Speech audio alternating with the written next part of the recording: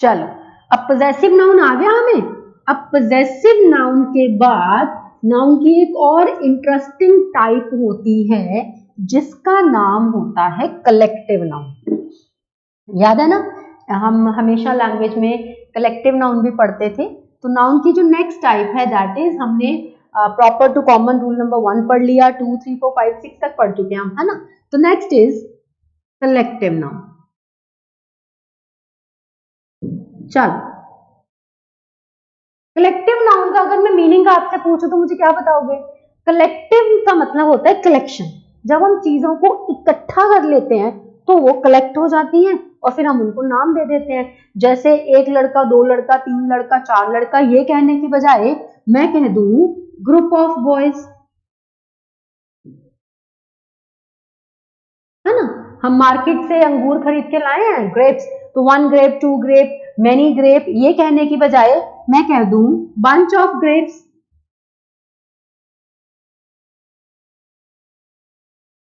So this is our collective noun. Fine. Now you need to remember what is the rule that works behind collective noun. हमने याद रखना है collective noun can be used as singular and plural. देखो, collective noun always singular होते हैं, ये तो हमें बुक्स पढ़ाती है, लेकिन एरर बनता है जब कलेक्टिव नाउन प्लूरल यूज होता है और ये हमें बुक्स में नहीं बताया जाता। तो you need to remember collective noun can be singular, can be plural. Now it is up to the case. If collective noun is singular it will use singular form of verb, if it is plural it is use plural form of verb. Now इसे singular और plural में बनाऊं कैसे? पहले तो हम पहला point सीखते हैं। Collective noun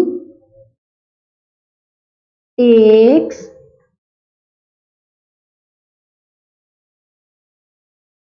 singular verb when you talk about it collectively.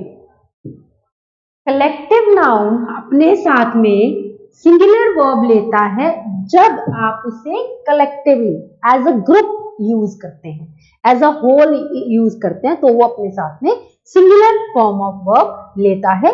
जैसे मैंने यहां पे लिखा, team is playing in the ground. तो जो जितने भी मेरे 11-12 प्लेयर्स हैं उन सबको इकट्ठा किया और मैंने क्या बोल दिया? Team. Team is playing in the ground. जैसे committee has taken its decision. जो कमेटी है उसने अपना डिसीजन ले लिया है। अब जब हम किसी चीज का डिसीजन ले लेते हैं, जब हम किसी चीज के कंक्लूजन पे पहुंच जाते हैं या जब हम किसी चीज को फाइनल कर देते हैं, तो उसमें हम हमेशा याद रखेंगे हम उन सारी चीजों को इकट्ठा करके पूरा निचोड़ निकाल लिए हैं, तभी तो वो कंक्लूजन है। तो हमने डिसीजन जो है सारे लोगों के पॉइंट ऑफ व्यू लेके, सारे लोगों के डिस्कशंस को अंडरस्टैंड करके फिर एक डिसीजन निकाला। तो अब उस डिसीजन पे सारे लोग एग्री होंगे क्योंकि मैंने सबकी बातें सुनी है, सारी की बातों सुनने के बाद एक निर्णय निकाला है। तो मतलब अब जो मेरा डिसीजन है वो कलेक्टिव लोगों की सोच से लिया गया है। तो यहाँ पे कमेटी जो है कलेक्टिव नाउन है, इसीलिए मैंने यहाँ पे इज लगाया और इधर पे हैज लगाया। क्यों? क्योंकि मैंने आपको रूल में बताया कि कलेक्टिव नाउन सिंगुलर वर्ब लेता है कब? जब आप उसे कलेक्टिवली इस्तेमाल करते हैं। ये लैंग्वेज की बेसिक इंफॉर्मेशन थी जो हमें कोई भी बुक बता देगी कि collective noun takes singular form of verb. Why? Because we talk about the things collectively as a whole. Now, why it is plural or how it becomes plural? Singular की बात तो समझ आ गई हमें, आसान था, बचपन से लेके अब तक यही पढ़ते आए हैं। लेकिन इसे प्लूरल कैसे बनाना है? तो आपने याद रखना है It becomes plural when you talk about the people behind it. जब आप इसे कलेक्टिवली इस्तेमाल करते हैं तो ये सिंगुलर ही है, लेकिन अगर आप इसके पीछे के लोगों की बात करें, when you talk about people behind it individually, चलो मैं इसे और आसान कर देती हूँ। जब आप कलेक्टिव नाउन को बनाने वाली चीजों की बात करें तो हर चीज अपनी अपनी जगह पे एक है, उस एक एक को जोड़ के तुमने ग्रुप बनाया है, तो अगर इस ग्रुप को तोड़ दिया जाए तो ये एक एक फिर से अपनी अपनी जगह पे चली जाएंगी, तो ज्यादा हो गई ना। फिर से सुनो, कलेक्टिव नाउन तब बनता है जब हम चीजों को इकट्ठा कर देते हैं और एक चीज बना देते हैं। जैसे भगवान ने बहुत सारे अंगूर लिए और एक ही गुच्छे पे लगा दिए तो वो बंच हो गया, लेकिन अगर आप हर अंगूर को अलग कर दो तो फिर तो वो ज्यादा अंगूर है ना, एक गुच्छे पे कम से कम 30-35 ग्रेप्स होते हैं, अगर आप उन्हें अलग कर देते हो बंच से तो फिर तो वो प्लूरल बन जाएंगे। इसी तरह मैंने यहाँ आपको बताया कि कलेक्टिव नाउन की बात कलेक्टिवली हो रही है तब तो वो सिंगुलर ही है, लेकिन अगर आप उसे बांट दे रहे हो और उसके पीछे की लोगों की बात कर रहे हो इंडिविजुअली, मतलब हर व्यक्ति अपनी जगह पे अपने आप को रिप्रेजेंट करे, तो वो प्लूरल हो जाता है। जैसे मैंने यहां पे लिखा jury has taken its decision. ये एग्जाम्पल मैंने अभी आपको कमेटी के नाम से समझाई कि जब हम किसी चीज के निर्णय पे पहुंचते हैं तो हम सारे पॉजिटिव एंड नेगेटिव्स को डिस्कस करने के बाद पहुंचते हैं, हम सारे प्रॉस एंड कॉन्स को डिस्कस करने के बाद डिसीजन पे पहुंचते हैं। लेकिन डिसीजन के पहुंचने के पहले से, जब तक हमने डिसीजन नहीं लिया उसके पहले के अगर हम पॉइंट की बात करें तो लोगों में मतभेद होते हैं, कॉन्ट्राडिक्शंस होते हैं, उन कॉन्ट्राडिक्शंस को रिजॉल्व करने के बाद डिसीजन आता है। तो हम एग्जांपल अब कॉन्ट्राडिक्शन के लिखते हैं। हमने लिखा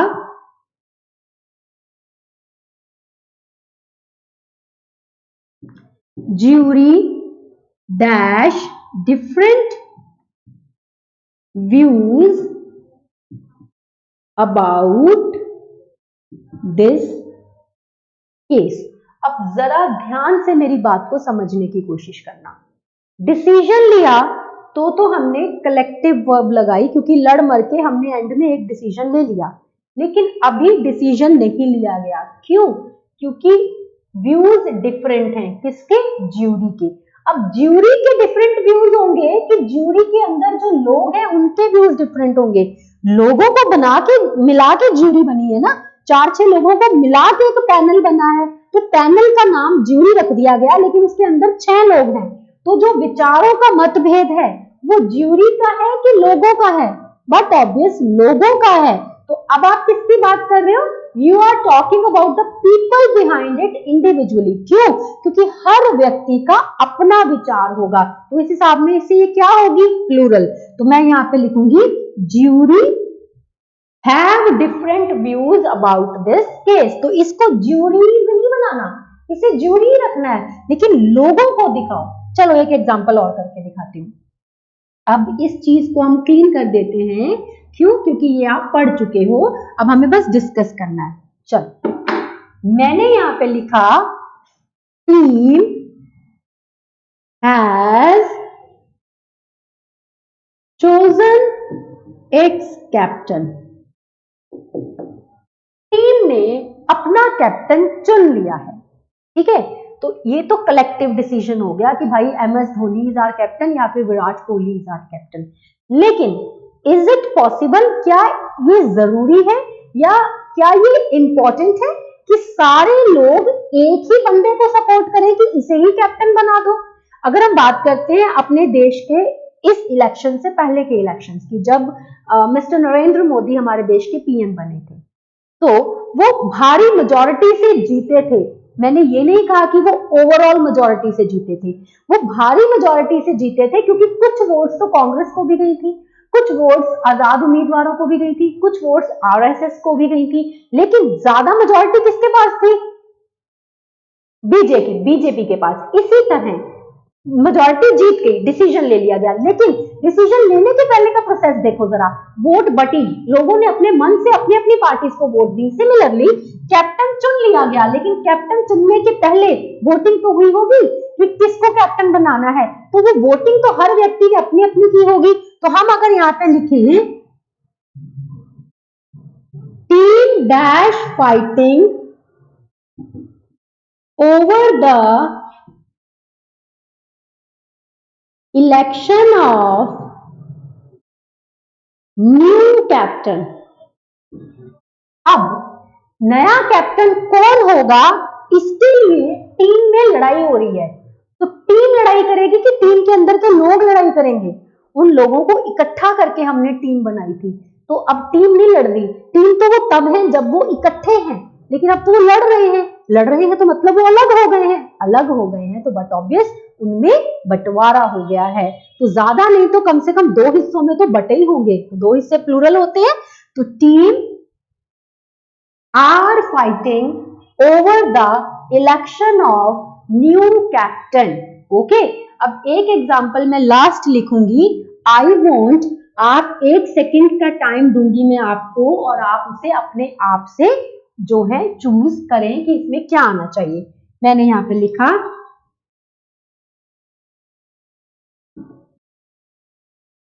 committee dash taken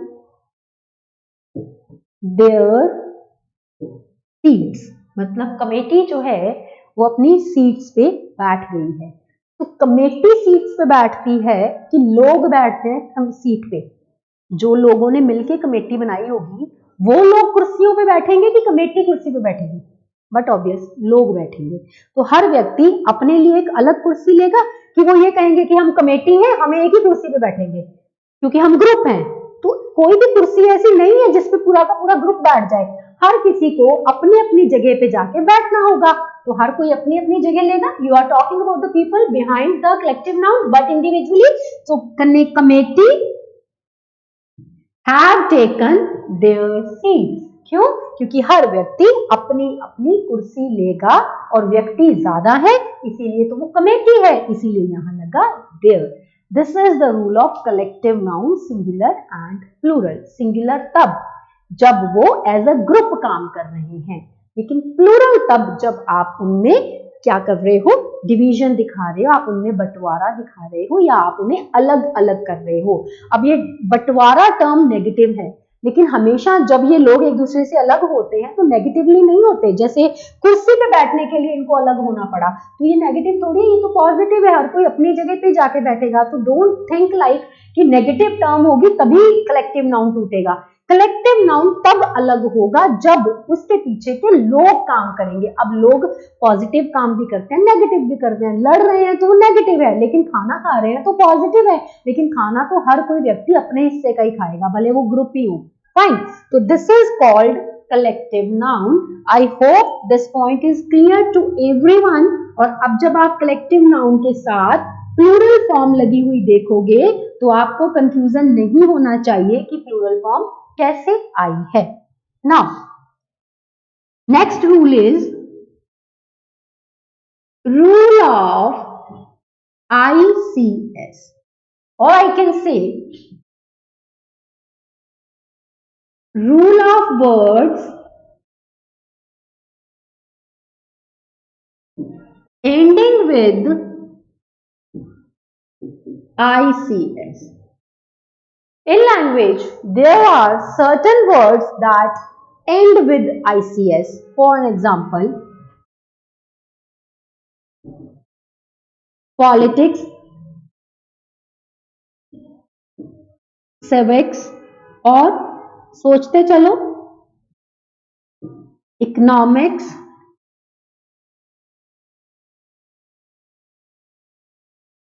mathematics, comics, और क्या हो सकता है, पॉलिटिक्स, इकोनॉमिक्स, मैथमेटिक्स, सिविक्स, और भी तो हो सकते हैं, बहुत सारे वर्ड्स हो सकते हैं। चलो टाइमिंग इधर ही रोकते हैं। स्टैटिक्स, यस, स्टैटिस्टिक्स, ठीक है, so on etcetera. Now the word are ending with ICS. Now, what you can use? You can use singular verb and plural verb after them. बात बड़ी सीधी सी है। ऐसे शब्द जो ICS से खत्म होते हैं, आप उनके बाद सिंगुलर फॉर्म ऑफ वर्ब भी ले सकते हो, प्लूरल फॉर्म ऑफ वर्ब भी ले सकते हो। सिंगुलर कब आएगी, प्लूरल कब आएगी, चलिए इसे डिस्कस करते हैं। पहला point, for singular verb, singular verb कब आएगी, if you are talking about them as a subject. अगर आप इन्हें एज अ सब्जेक्ट ले रहे हो तो ये सिंगुलर होगा। जैसे मैंने यहां पे लिखा, mathematics is hard for me, तो ये एज अ सब्जेक्ट है कि गणित मुझे मुश्किल लगता है। Politics is a dirty game, तो ये यहां पे एक सब्जेक्ट है कि राजनीति एक गंदी गेम है। या फिर एक एग्जांपल और लिख दें, statics is required for this case, तो यहां पे स्टैटिस्टिक्स का मतलब क्या है, डाटा, कि इस केस के लिए डाटा चाहिए, इंफॉर्मेशन चाहिए। तो ऐसे वर्ड जो आईसीएस से खत्म होते हैं, आप उनके साथ सिंगुलर वर्ब तब लगाते हो जब आप उन्हें एज अ सब्जेक्ट देखते हो। चलो अब मैं आपको इनको प्लूरल बनाना सिखाती हूं। अगर आप थोड़ा सा अलर्ट रहेंगे तो आप मेरी बात को एक सेकंड में समझ जाएंगे। मैंने यहां पे लिखी थी एक एग्जांपल, दैट इज मैथमेटिक्स, ऐसी थी ना, मैथमेटिक्स इज टफ। चलो ठीक है, लेकिन मैंने अब लिख दिया माय मैथमेटिक्स आर टफ। चलो स्ट्रॉन्ग लिखते हैं, एक स्टेटमेंट पॉजिटिव, एक स्टेटमेंट नेगेटिव। तो आपने याद रखना है यहां पे फिर से स्टार, जिससे कि आपको याद रहे कि ये इंपॉर्टेंट इंफॉर्मेशन है। इफ वर्ड्स लाइक, देखो अब मैं वर्ड्स लिख रही हूं, माई, योर, हिज, हर,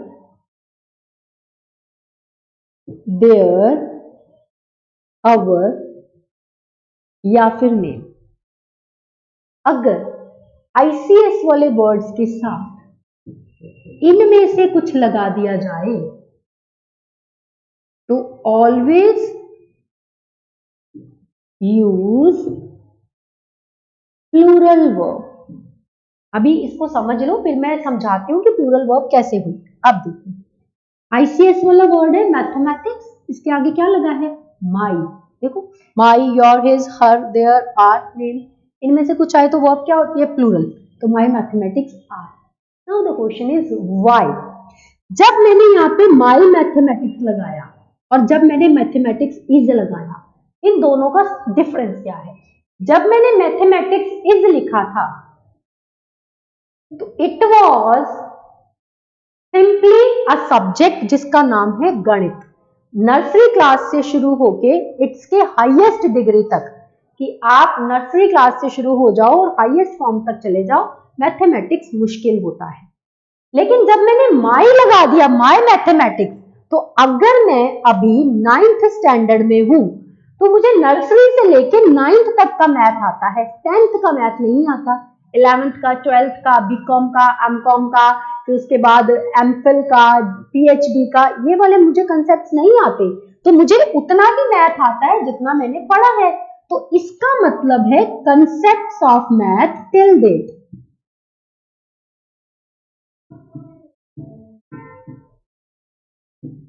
तो देखो कंसेप्ट सिंगुलर है कि प्लूरल?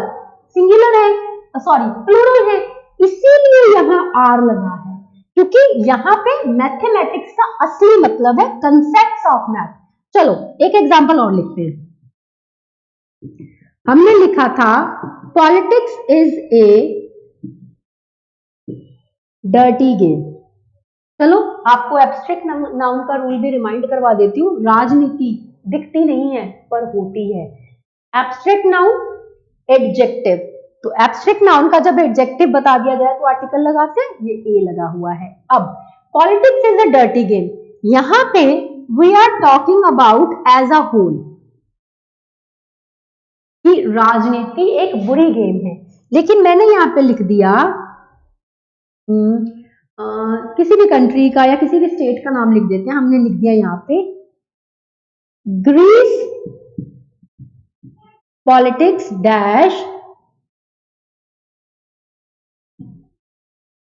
डर्टी। तो अब देखो, अगर वर्ड्स हो I, your, his, her, their, our, name, तो वो प्लूरल होती है। तो ग्रीस एक नाम है, ग्रीस की पॉलिटिक्स गंदी है। अब यहाँ पे ध्यान से समझो जरा मेरी बात को, पर्दे के पीछे की सच्चाई देखो। जैसे यहाँ पे माई लगते ही मैथमेटिक्स का मतलब कंसेप्ट ऑफ मैथ हो गया था, इसी तरह ग्रीस लगते ही पॉलिटिक्स गंदी होती है कि पॉलिटिशियंस गंदे होते हैं? जरा सोच के आंसर दो। पॉलिटिक्स तो भगवान कृष्ण ने भी की थी, लेकिन वो तो अच्छे काम के लिए थी। पॉलिटिक्स तो चाणक्य ने भी की थी, लेकिन वो तो लोगों के बेटरमेंट के लिए थी। और पॉलिटिक्स हमारे आज के नेता भी करते हैं, लेकिन इससे हमारा कोई भला नहीं होता। तो पॉलिटिक्स तो अच्छी या बुरी नहीं है, पॉलिटिक्स तो एक इस्तेमाल है कि इसको कैसे इस्तेमाल करना है, लेकिन करता कौन है? लोग करते हैं। तो करने वाला व्यक्ति अच्छा या बुरा हो सकता है। तो अब जरा समझो, ग्रीस की पॉलिटिक्स की बात हो रही है कि असल में ग्रीस के पॉलिटिशियंस की बात हो रही है? बट ऑब्वियस पॉलिटिशियंस की बात हो रही है, तो हम यहां लगाएंगे आर। ठीक है, तो अगर मैंने लिखा था स्टैटिस्टिक्स इज रिक्वायर्ड, तो मेरा मतलब था डाटा। लेकिन अगर मैं कहूं जो डाटा तुमने दिया है वो फॉल्स है, तो मैं इंग्लिश कैसे लिखूंगी जरा उसकी? चलो ये एग्जांपल इरेज कर देती हूं। मैं लिखती हूं यहां पे योर स्टैटिस्टिक्स डैश फॉल्स। तो क्या लग गया? योर लग गया। वर्ब क्या होगी? प्लूरल। तो योर स्टैटिस्टिक्स आर फॉल्स, मतलब जो तुम्हारे फैक्ट्स हैं, यहां पे स्टैटिस्टिक्स का मतलब क्या है? फैक्ट्स हैं, जो तथ्य तुमने बताए हैं वो गलत हैं। तो क्या है? प्लूरल फॉर्म है ना। तो मैंने आपको कंसेप्ट क्लियर कर दिया कि इनके साथ प्लूरल तब लगता है जब ये जो वर्ड होते हैं आईसीएस वाले, ये कुछ ऐसा मीनिंग देते हैं जो मीनिंग लिखा तो नहीं जाता पर होता है। जैसे पॉलिटिक्स के पीछे पॉलिटिशियंस थे, मैथ्स के पीछे कंसेप्ट्स ऑफ मैथ थे, स्टैटिक्स के पीछे फैक्ट्स हैं। ये तो एक्सप्लेनेशन है। लेकिन अगर आपको ये एक्सप्लेनेशन लगता है कि इतना गहरा जाके क्या करना है, बस मुझे मेरे मतलब की बात याद हो जाए, तो आप याद रखो कि ऐसे वर्ड्स जो आईसीएस से खत्म होते हैं, अगर उनके साथ my, your, his, her, their, our, name, इनमें से कुछ लग जाए, मतलब कोई भी चीज जो उनपे पोजेशन क्लेम कर ले, पोजेशन आपने अभी पढ़ा, पोजेसिव नाउन, कोई भी उनके साथ में पोजेसिव नाउन क्लेम कर दे, तो आप याद रखेंगे उसकी वर्ब होती है plural. This is the case of word ending with ICS and how we can make it singular and plural. Okay जी, चलो अब इसके बाद जो हमारा रूल है उस रूल का नाम क्या है? अभी तक हमने पढ़ लिया proper noun, common noun, material noun, abstract noun, collective noun, possessive noun, words ending with ICS. Now the next point we are going to study is noun and gender. ठीक है जी। अब अगर हम जेंडर की बाइफर्केशन के हिसाब से चलते हैं तो जो जेंडर होता है, जेंडर दो ही पार्ट्स में डिवाइड होता है, या तो मेल या तो फीमेल। लेकिन नाउन के अकॉर्डिंग अगर हम चलते हैं तो जेंडर की बाइफर्केशन 4 पार्ट्स में होती है। Masculine,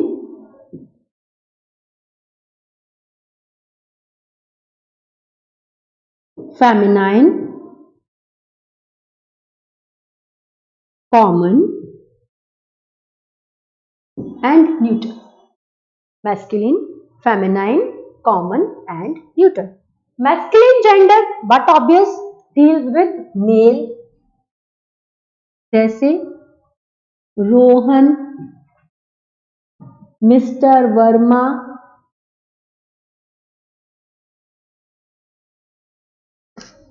mister Verma. Dog doesn't sound good with the name of the person, ठीक है, तो हम इनके साथ लगाते हैं ही और हिज, ठीक है। जैसे Rohan is a good boy,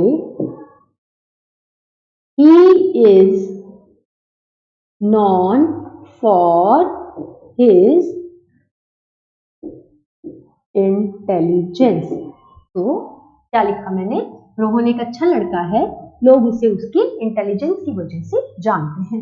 Now when it comes to feminine, but obvious it is female, like Sheetal, mrs Verma, इनके लिए लगता है शी और हर, जैसे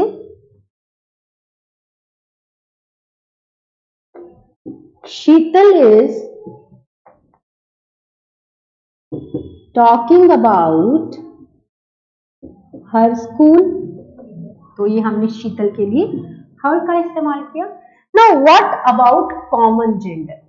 कॉमन जेंडर का मतलब ये होता है कि लैंग्वेज आपको सामने से बोल के नहीं बताती कि ये मेल है कि ये फीमेल है, वो दोनों में से कुछ भी हो सकता है। देखो मैस्कुलिन तो बताएगा ही बताएगा कि ये मेल है, फेमिनिन बताएगा ही बताएगा कि ये फीमेल है, लेकिन कॉमन नाउन में लैंग्वेज हमें नहीं बताती कि ये मेल है या फीमेल है, वो दोनों में से कोई भी हो सकता है। जैसे teacher, teacher can be male female, student, student male female कोई भी हो सकता है, डॉक्टर मेल फीमेल कोई भी हो सकता है, पायलट, सर्वेंट, इंजीनियर, मेड, ठीक है, ये मेल फीमेल कोई भी हो सकते हैं। तो हम इनके लिए यूज कर सकते हैं या तो हिज का या तो हर का। तो आप यहाँ पे एग्जाम्पल लिख सकते हो,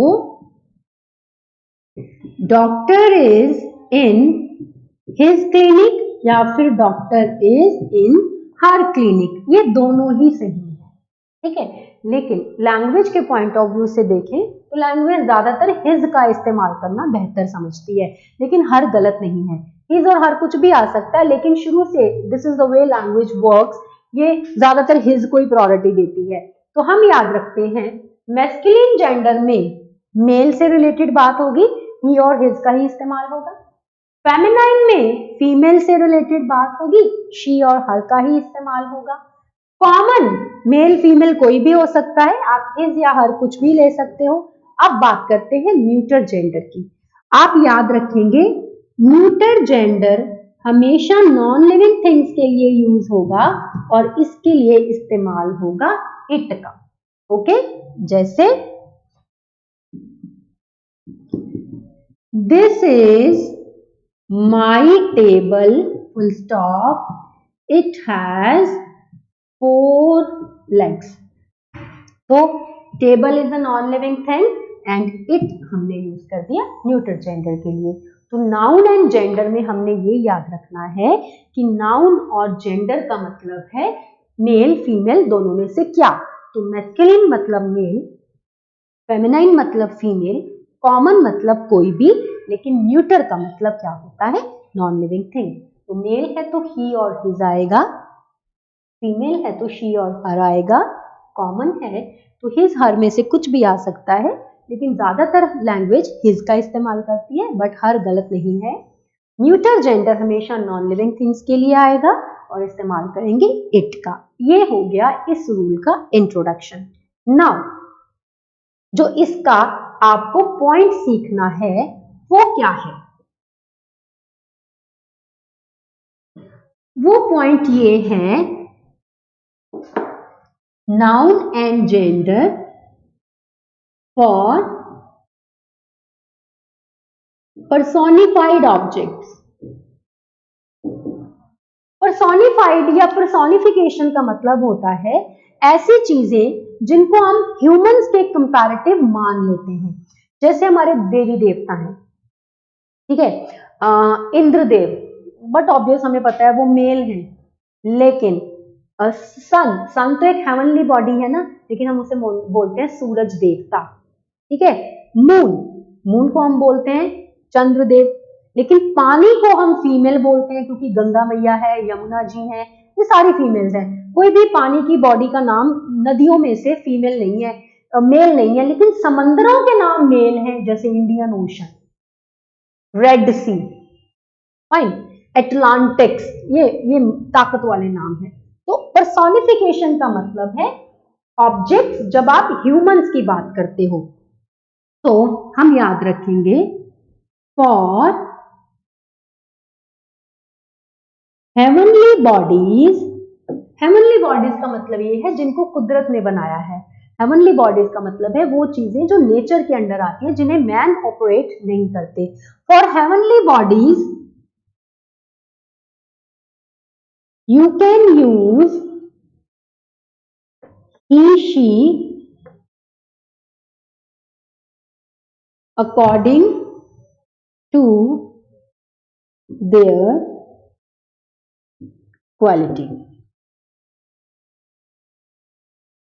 क्वालिटीज। अब कुदरत आपको किस तरह से ट्रीट करती है, उस तरीके से आप ही या शी लगा सकते हैं। तो आप याद रखेंगे ही कब आएगा, फॉर स्ट्रेंथ या फिर हार्डनेस, और शी कब आएगा, फॉर डेलिकेसी एंड टेंडरनेस। जो चीजें आपको स्ट्रांगली डील करती हैं, आपको ताकत दिखाती हैं, उनके लिए लगाओ ही। लेकिन जो चीजें आपको प्यार से ट्रीट करती हैं, आपको केयर करती हैं, उनके लिए लगाओ शी। जैसे sun is very hard, it can burn us with its heat. अब देखो, पढ़ने में तो ये स्टेटमेंट सही लग रही है कि सन एक ऑब्जेक्ट है, तो हमने उसको इट लिखा है और इट्स लिखा है, लेकिन अभी मैंने आपको क्या बताया, हेवनली बॉडी अगर आपको ताकत दिखाती है, अगर आपको सख्ती से ट्रीट करती है, तो उसके लिए ही लगाओ।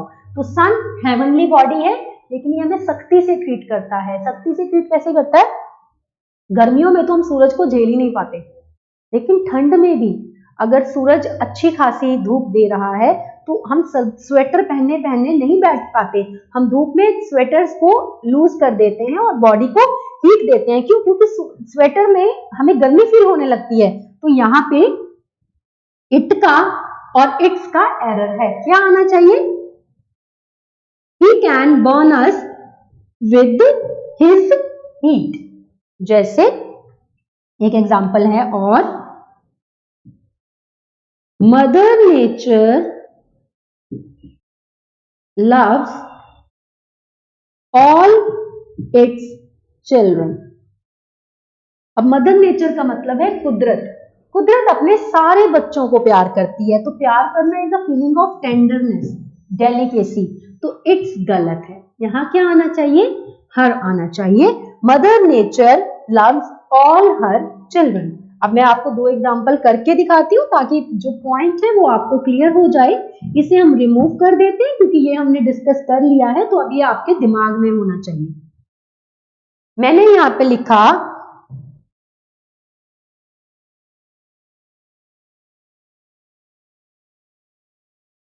example is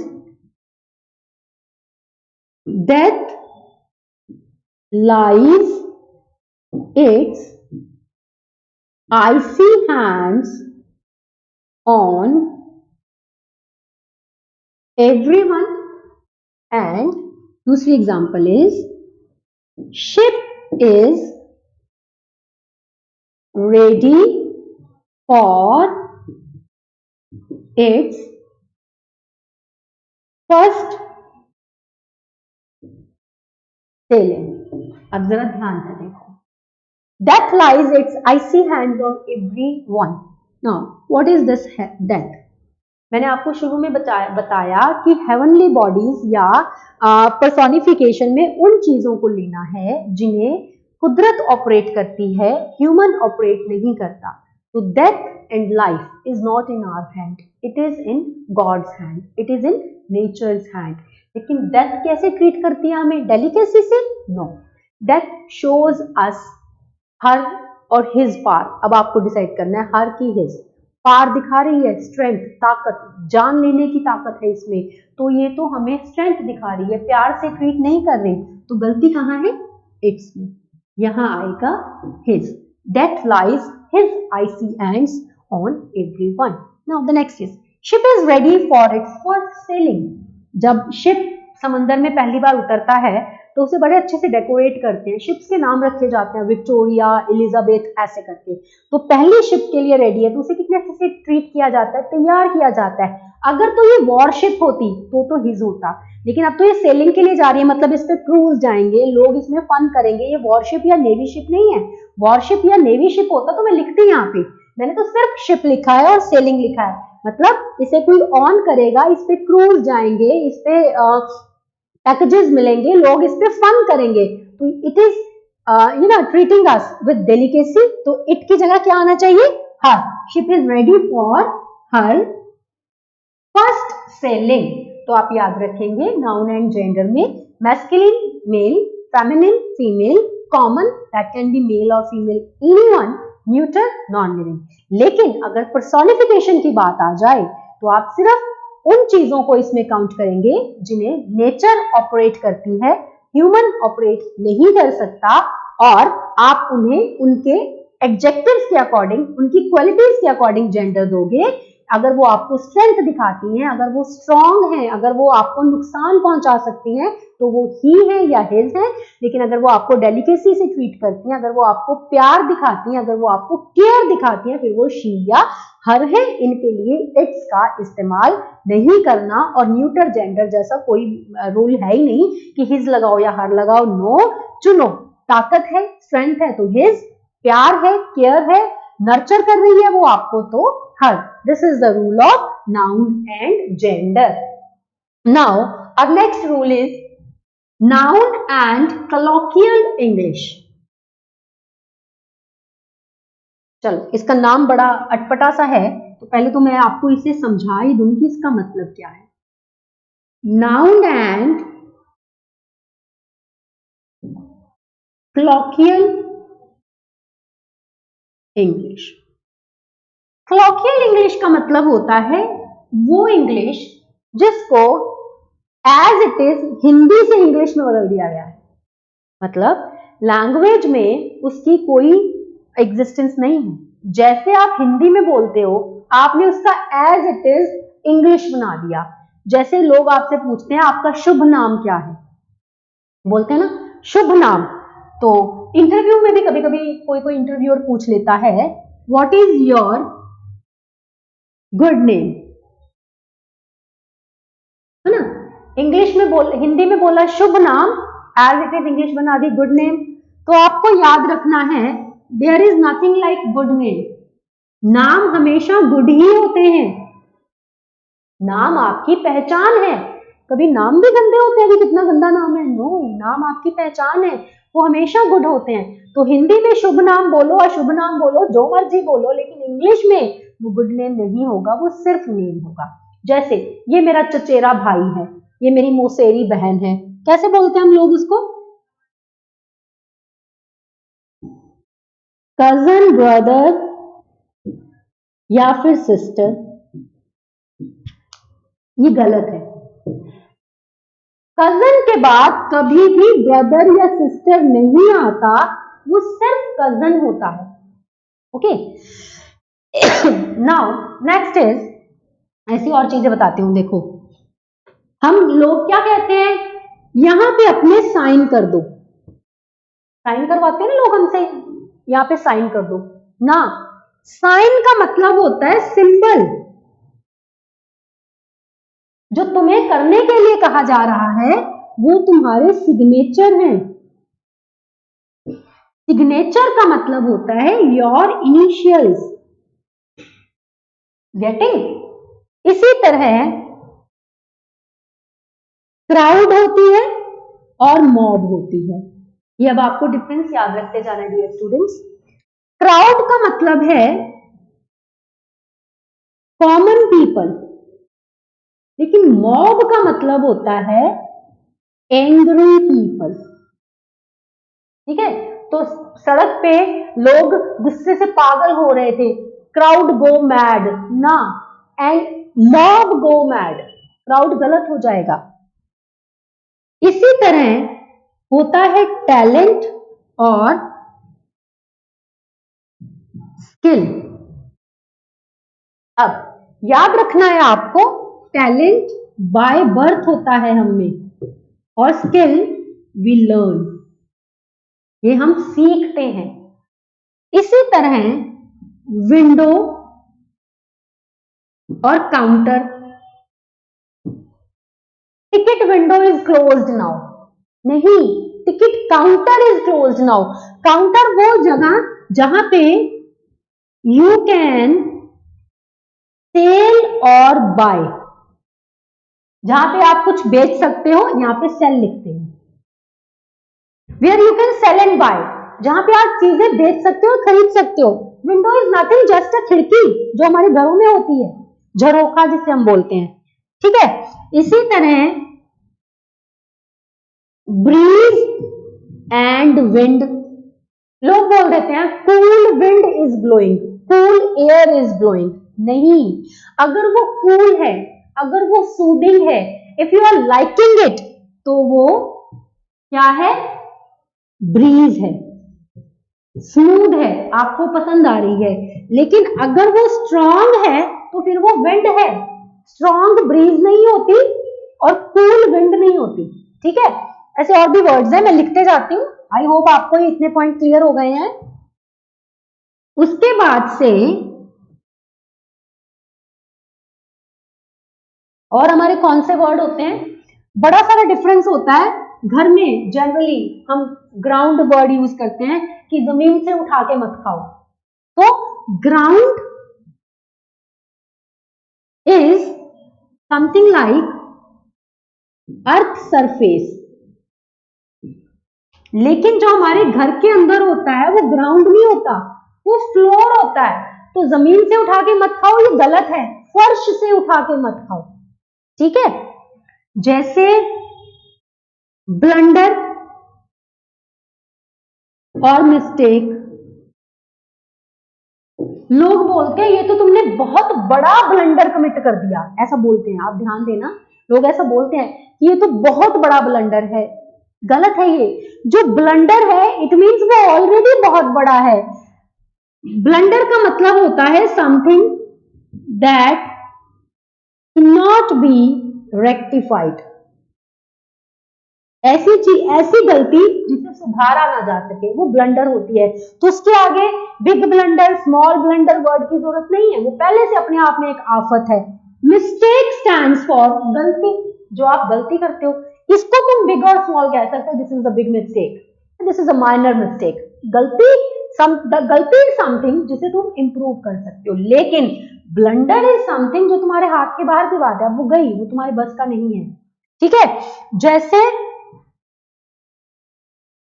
work and works, लोगों को पता ही नहीं चलता, ज्यादा काम है तो कह देते हैं वर्क्स। वर्क का मतलब होता है काम, जो काम आप करते हो, ये अनकाउंटेबल नाउन होता है। ये चीजें याद रखना, पेपर में बड़ा कंफ्यूज करती हैं। लेकिन जो वर्क्स होता है वो लिटरेरी वर्क्स होते हैं, रचनाएं। जैसे शेक्सपियर ने जो लिखा है वो वर्क्स हैं, लिटरेरी वर्क्स। कालिदास ने जो लिखा, संत कबीर जो लिख के गए हैं, फरीद जी जो लिख के गए हैं, वो उनके लिटरेरी वर्क्स हैं, दैट इज उनकी रचनाएं हैं। लेकिन जो हम काम करते हैं सुबह से लेके शाम तक, झाड़ू पोछा लगा लिया, कपड़े धो लिए, ऑफिस चले गए, ऑफिस से वापस आ गए, बॉस को फाइल सबमिट कर दी, वो आपके काम है। ठीक है, similarly words and word, words stand for alphabetical series, a b c d f g h i j k l m n o p, ये आपकी अल्फाबेटिकल सीरीज है, अक्षर। ठीक है, word stands for your promise और commitment, जो commitment आपने किसी के साथ की है, that is your word, that is not your words, that is your word. Words is शब्द। ओके, इसके बाद देखते हैं और कितने वर्ड हम याद कर पाते हैं। उसके बाद अगर हम बात करते हैं ऐसे ही कुछ और शब्दों की, तो शब्द होता है वुड एंड वुड्स ना। वुड इज वुड इज लकड़ी एंड वुड्स इज फॉरेस्ट। ठीक है, जैसे और ऐसा कोई वर्ड दिमाग में आ रहा है तो सोचो। वुड होता है, हाँ, जैसे होता है वाटर एंड वाटर्स, तो दिस वाटर इज पानी, जो हम पानी पीते हैं। This water is water bodies, आपके शहर में जो नदी नाले हैं वो वाटर्स हैं, लेकिन सिर्फ पानी है तो वो वाटर है। ओके, जैसे फ्रूट एंड फ्रूट्स, तो फ्रूट इज फल, that is Apple, banana, mango, cherry, strawberry. Fruits is something result, that this action is not going to bear a good fruits for you, मतलब तुम्हारे इस action का तुम्हें कोई अच्छा नतीजा नहीं मिलने वाला है। तो फ्रूट एंड फ्रूट। ठीक है, तो there are certain fix word जो लैंग्वेज में बार बार रिपीट होते हैं और पेपर में आपको आ जाते हैं, तो आपने याद रखना है कि इन सिचुएशंस में इनके मीनिंग बदल जाते हैं। अब आप एक और चीज याद रखेंगे, हाइफेनेटेड वर्ड्स, हाइफेनेटेड वर्ड्स जिनके बीच में हाइफन होता है, जैसे सिस्टर इन लॉ। ठीक है, जैसे कमांडर इन चीफ, ये हाइफेनेटेड होते हैं ना। If you want to make them plural, अगर आप इन्हें प्लूरल बनाना चाहते हो, जैसे सिस्टर इन लॉ का मतलब मेरी भाभी, अब मेरी एक भाभी है तो सिस्टर इन लॉ है, लेकिन दो चार भाभियां हैं तो फिर क्या करना है मैंने, लोग क्या कर देते हैं, लोग कर देते हैं सिस्टर इन लॉज। तो आपने याद रखना है ये लॉज को प्लूरल नहीं बनाना, इसे लॉ ही रखो, इसे सिस्टर की जगह पे सिस्टर्स बना दो।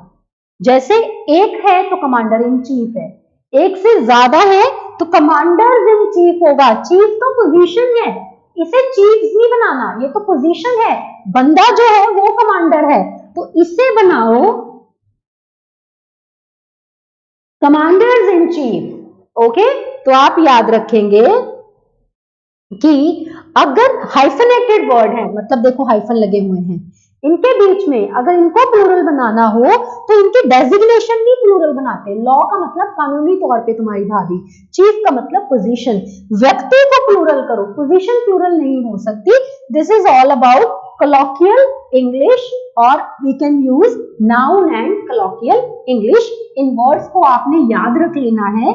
अभी हम एक्सरसाइज सॉल्व करेंगे इसके बाद तब ये वर्ड्स आपको इस्तेमाल में आएंगे, ठीक है। तो एक एग्जांपल मैं आपको अभी करके दिखा देती हूँ, देखते हैं आपको कितना याद है। Indian water is getting polluted due to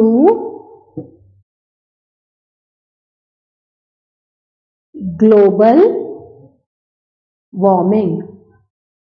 तो देखो इसका मतलब है भारत का जो पानी है वो पॉल्यूटेड हो रहा है ग्लोबल वार्मिंग की वजह से।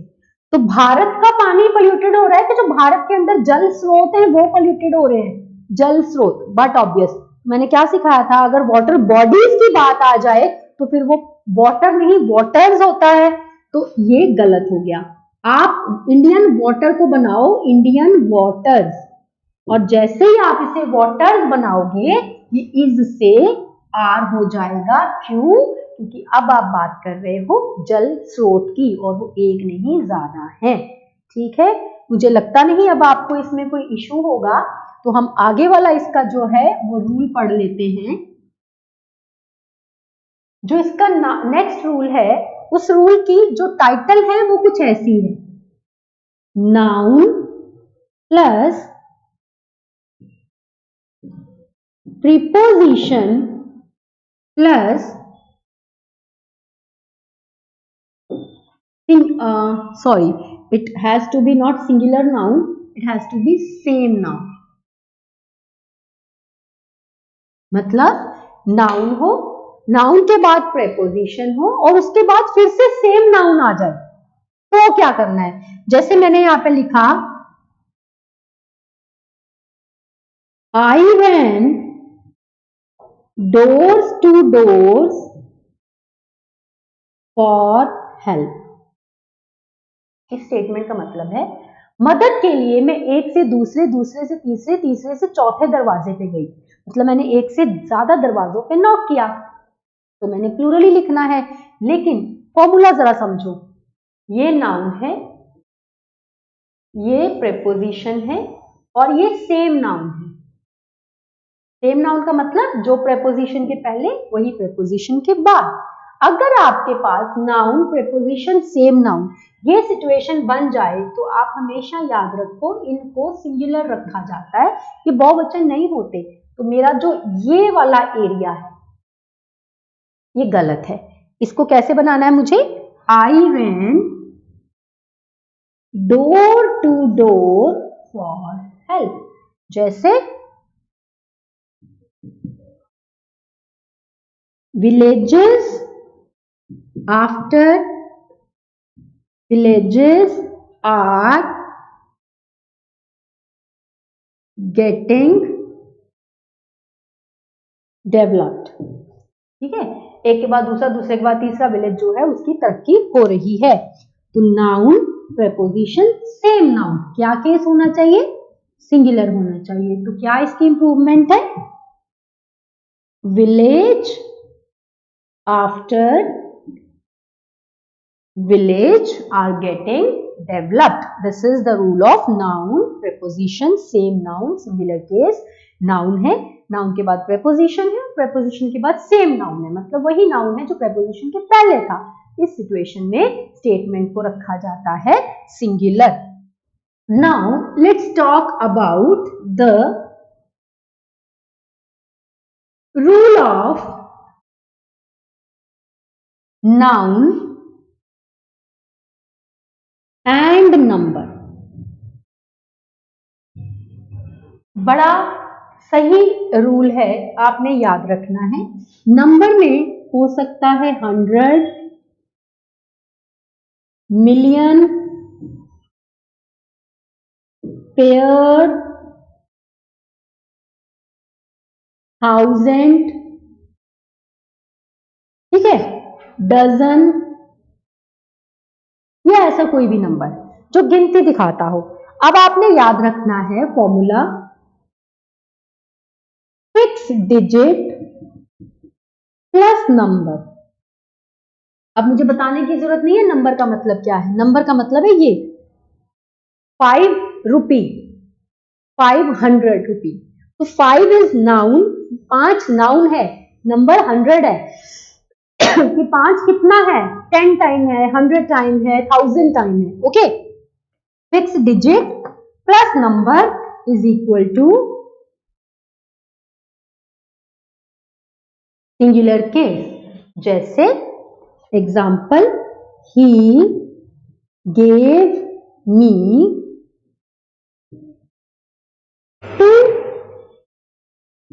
2000 रुपीज नोट। अब जरा ध्यान से देखो, नाउन है, ये दो नाउन है, नाम है। अब ये नाम दो लड़कियां हो सकती थी, दो टॉफीज हो सकती थी, दो बिल्डिंग्स हो सकती थी, पर उसने इसको क्या बनाया, नंबर बनाया कि ये लड़कियां टॉफीज या बिल्डिंग नहीं है, नंबर है 1000 में। 2000 rupees note, no singular case, तो 2000 रुपी नोट। ठीक है, जैसे राम डोनेटेड 2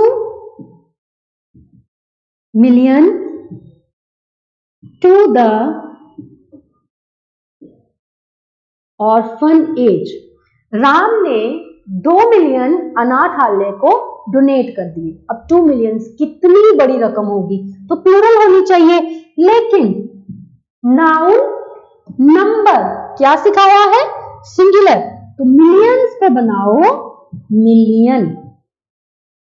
ठीक है, तो आपने याद रखना है नाउन के बाद अगर नंबर आता है और ये नाउन फिक्स डिजिट है, जैसे 2 फिक्स है, यहाँ 20 लिख दो, चलो दोनों बार 2 2 हो जाएगा तो 20 कर दो, फिक्स डिजिट उसके बाद नंबर, नंबर कौन से, ये वाले, तो आप केस क्या कर सकते हो, सिंगुलर करोगे।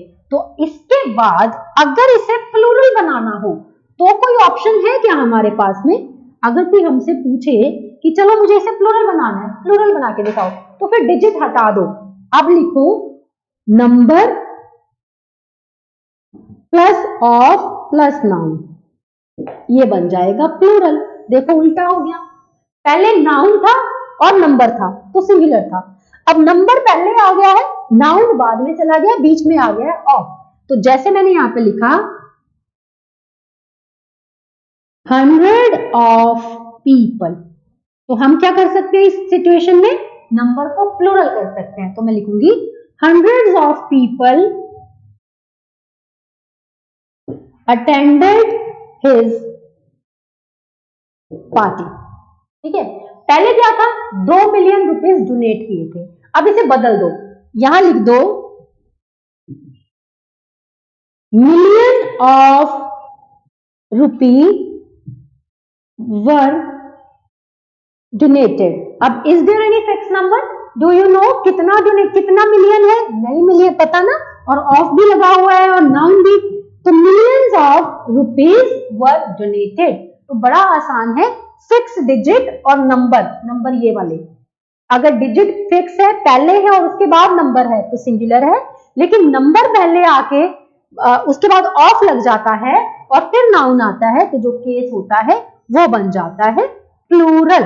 नाउ लास्ट में आपको एक छोटी सी इंफॉर्मेशन याद रखनी है, in language there are certain words that can not be used as singular, words always use in plural form। कुछ ऐसे वर्ड्स जिन्हें हम सिंगुलर कर ही नहीं सकते, सिंगुलर बनाएंगे तो वो खत्म ही हो जाएंगे, उनकी कोई एग्जिस्टेंस ही नहीं बचेगी। जैसे न्यूज, एक है तो भी न्यूज है, पूरा पेपर है तो भी न्यूज है, एस काट दोगे तो ये सिंगुलर नहीं बनेगा, रादर कुछ और ही बन जाएगा। जैसे स्पेक्टिकल्स, आप इसे स्पेक्टिकल नहीं बोल सकते, स्पेक्टिकल्स ही होता है, ठीक है। जैसे पैंट जैसा कुछ नहीं होता, देयर इज ऑलवेज पैंट्स, नहीं होता है सिंगुलर ऐसा कोई भी वर्ड। जैसे कैटल, कैटल कभी भी सिंगुलर नहीं होता, कैटल ऑलवेज प्लूरल होता है। जैसे पुलिस, पुलिस कभी इज नहीं होती, पुलिस हमेशा आर होती है, पुलिस मैन इज होता है, ठीक है। तो ऐसे बहुत सारे वर्ड्स हैं, हम अपनी साइट पे जो है आपके लिए अपलोड कर देंगे, आप उन्हें देख सकते हैं। इसके opposite words always use singular, इनके अपोजिट कुछ वर्ड्स होते हैं जो हमेशा ही सिंगुलर होते हैं, उनको कभी प्लूरल नहीं बनाया जा सकता। जैसे luggage, scenery, furniture, jewellery, information, ये कभी भी प्लूरल नहीं होते।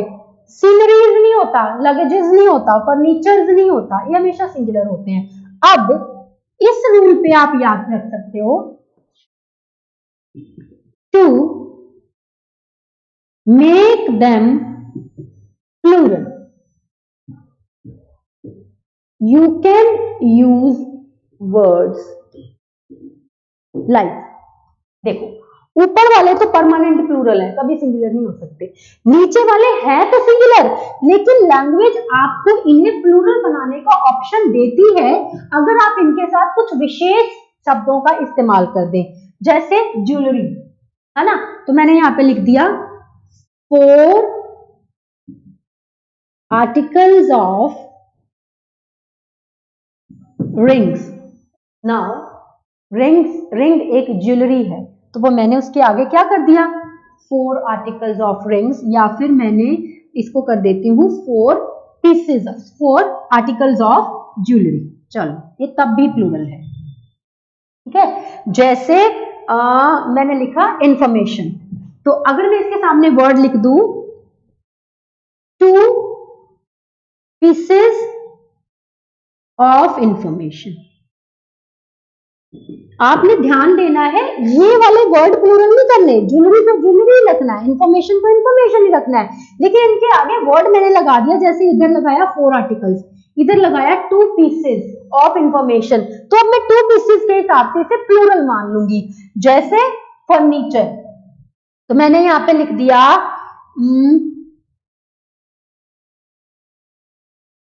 5 आर्टिकल्स ऑफ फर्नीचर। अब जब मैंने टर्म यूज करी आर्टिकल, इसका मतलब 5 अलग अलग तरह के फर्नीचर, जिसमें चेयर आ गई, टेबल आ गई, मिरर आ गया, सोफा सेट आ गया और बेड आ गया, तो दिस इज कॉल्ड फर्नीचर। तो आप याद रखोगे in the language there are certain words that can not be used as singular, make them always plural, vice versa there are certain words that cannot be made plural, but you can if you will use the words like articles of, piece of, things like that, okay।